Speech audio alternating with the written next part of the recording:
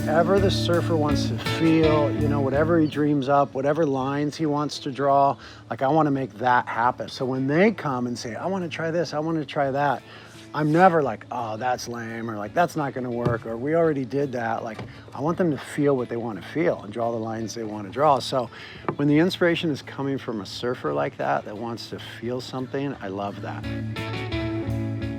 My name is Britt Merrick, and I've been shaping Channel Island surfboards in Santa Barbara since 1990.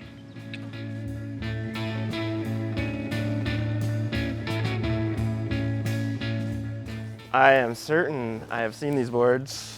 The board I made for the acid test is the Neckbeard. Got a lot of different stories that kind of don't really go together. Yeah, how did the Neckbeard come about? I heard, did you guys ever get any information that Dane, one of Dane's boards that he used to ride was an MBB3 that he chopped the nose off of? Or All right, they were making me these MBB3s. Were like, We were making Dane a bunch of MBB3s. one of their really good 90s models that like all the guys, like Shane Beschen rode in the 90s. Which is actually the board that Shane Beschen was loving. But they kept telling me it was like the board that he got second that year and like won G-Land on and Japan on or whatever.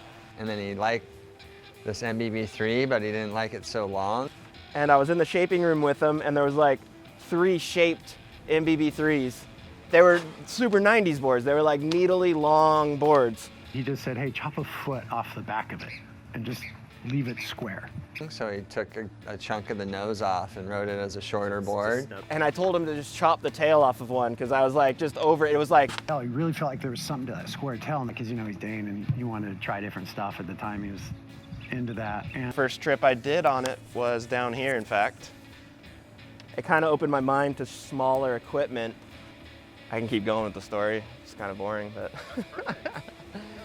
the reason that it was called the Neckbeard was because one of my boards had a drawing of Shane Beschen with the neckbeard on it. I don't know. You know, Beschen's famous for the neckbeard, like the ugliest beard in the history of the universe. I don't know. I saw like some video clip where he's in an interview after a contest and he's got like this crazy neckbeard, and I drew it, and that's where that came from. Dane's like, oh, that's sick, and just drew a picture by hand of Shane with this big nasty neckbeard and these shades on the bottom of the board. Oh, it is actually the logo on the board, the drawing.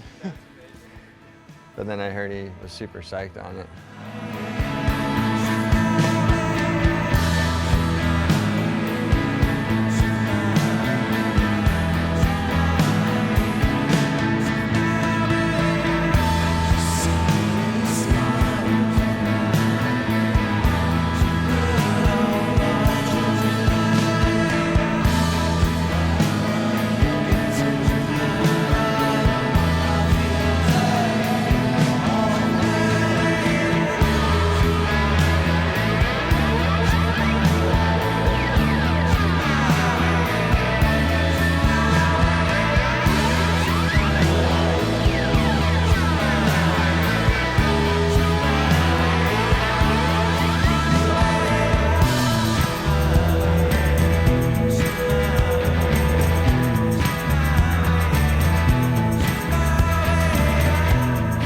Feels pretty much exactly like my first one. So there was always kind of like a stigma around small boards for me growing up. Like it was like an air guy thing. Like as if you do something cool on a small board, it sort of discredits what you did.